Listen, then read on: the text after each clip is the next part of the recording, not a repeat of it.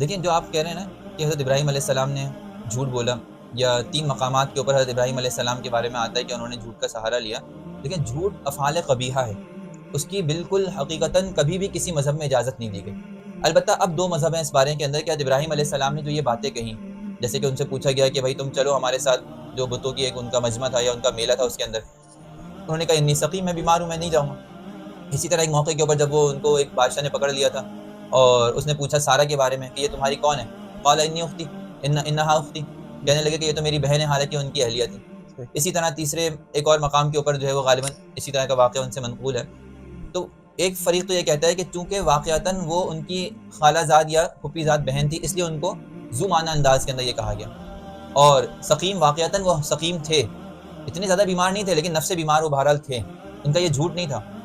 تو ایک فریق تو یہ کہتا ہے کہ یہ انہوں نے توریہ کے طور پہ کہا تھا، حقیقتاً جھوٹ تھا ہی نہیں.